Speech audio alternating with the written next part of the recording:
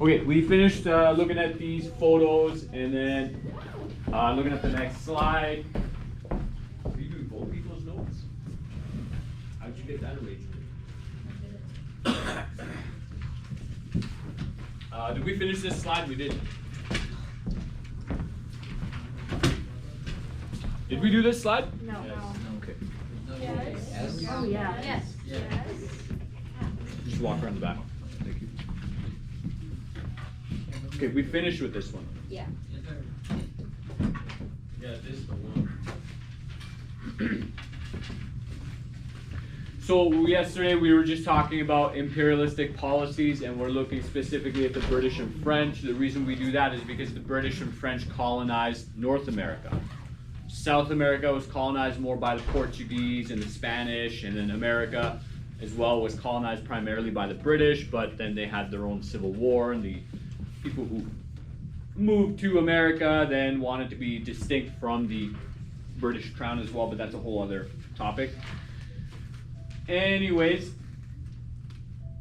the period of time that we're looking at takes place over about 200 to 300 years. Keep that in mind, right, when we're discussing about these events. So Europeans, generally speaking, landed in North America around 1492. So we'll just round that up to 1500. The first 150 years weren't, terrible per se. There was some mutual benefit. They were trying to help one another, like we talked about yesterday. Some indigenous groups made alliances with certain European groups because they already had enemies within their own borders. Okay. At some point, though, as the Europeans expanded further inland and met with different groups and started dealing with more people, the tone of their interactions started to change, especially as more colonies got set up and as more European people became accustomed to living in North America, dealing with the climate and being able to adapt. They eventually adopt a paternalistic attitude. Okay, so this could be the definition there: characterized by treating or governing a people in a fatherly way, especially by providing for them without giving them rights and responsibilities.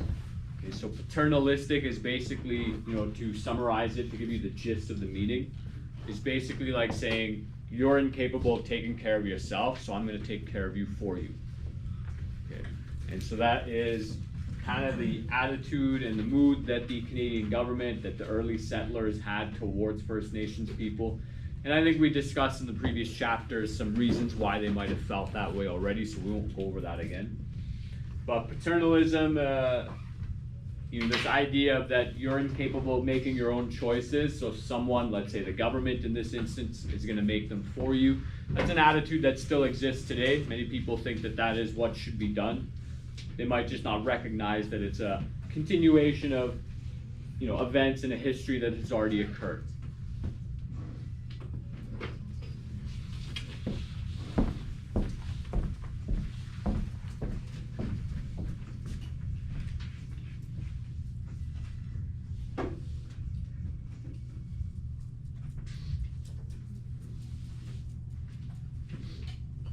So here's an early map of Canada around Confederation. Canada was really only 4 provinces, so you have 4 to 5, I forget the first 4. You have the Maritime area, and you have Quebec and Ontario. Eventually they become called that. At some point they were called Upper and Lower Canada as well. You had a lot of just territory owned by the King, or owned by the Hudson's Bay Company, and a lot of Western Canada was unexplored by Europeans, and they didn't have any treaties for that. Obviously Alaska is not owned by the USA at this point, I don't think so. What else? Time of Confederation, so you have Quebec, Ontario, Nova Scotia, and New Brunswick as we know them now.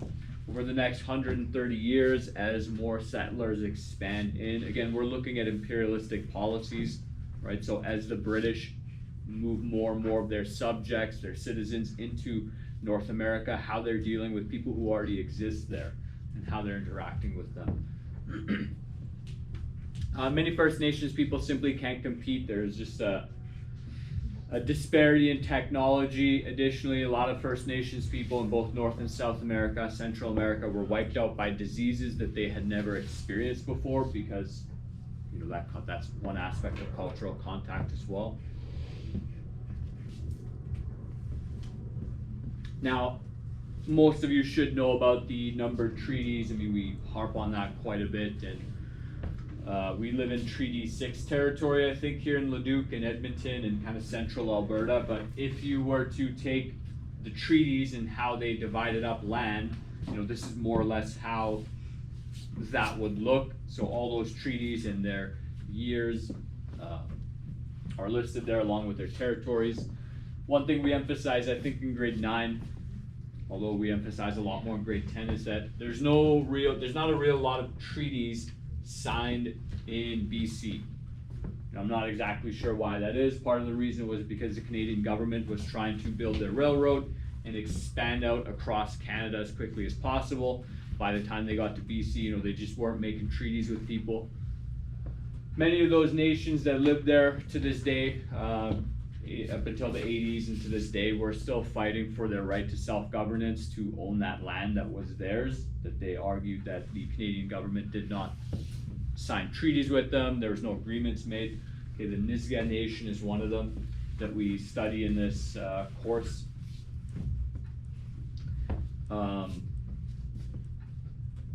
We won't answer those questions. We'll just skip ahead.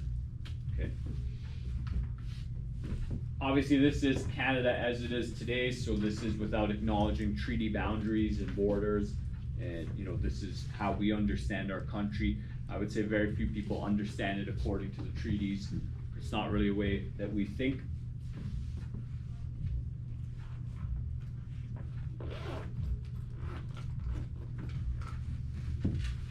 I'll let you take down some notes here while I check something.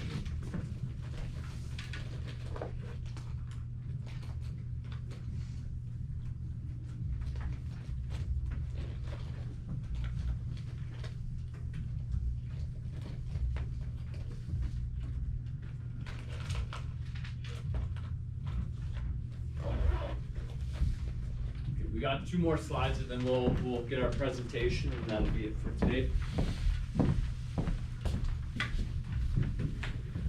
So Canada, once there was enough people living there and there was an ability to establish government, by July 1st, 1867, they formed the Canadian government, the Constitution.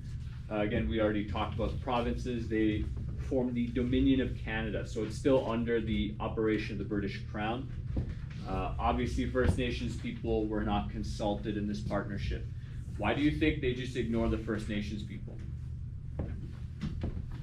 As far as I'm aware. I would have to do more research on that topic as well. Why do you think they didn't discuss with Indigenous peoples? Or another way to phrase that same question is, why do you think Indigenous people might not have wanted to participate in that? Well, for a European side, they saw they weren't valued, and that they didn't really own the land, and that they were superior to them. And then First Nations maybe understood that they couldn't out-battle them, so they just kind of let them do their thing, and then they kind of had to suffer the consequences. Yeah, I would say that kind of wraps it up quite well. So from the European side, obviously they had better tools of warfare, which makes it easier to conquer a group of people. Additionally, they're bringing in practices that they practice on the other side of the world. There are many empires on the other side of the world, and that's what they did. They didn't bother asking people, signing treaties. I don't know if you know anything about the Mongols, but they were a pretty ruthless, violent group. The Roman Empire as well expanded into many places. There were more ancient empires as well. In Asia, they had a lot of conflict, imperialistic expansion as well. Okay. So naturally, they're practicing what they have done, throughout time, and what was done there as well. The Islamic empires as well. That's one that nobody really talks about, but they expanded out of Saudi Arabia, all across northern Africa into parts of Spain as well, and over out east as well, from Saudi Arabia, for those of you who know where that is. So, they were just better at warfare. to some extent. They had better, or rather they had better equipment. From the indigenous side, as you said, it kind of wraps it up. Many indigenous leaders at the time recognized that, you know, something dramatic is changing for their way of life, for their way of being. It's something that they can't stop or prevent. And many chiefs did sign treaties simply to like help their tribe survive, right? I don't know how many of you have heard that some indigenous groups, when they make a decision, they think 7 generations in advance, right? So it's like not your kids, their kids, 1, 2, 3, 4, 5, 6, 7, right? Have any of you heard this? Some of us maybe vaguely. Many indigenous groups might have thought 2, 3, 4, up to 7 generations in advance. And so at that time, if they're seeing what's happening to their people, many people are dying due to disease, many people are dying due to violence.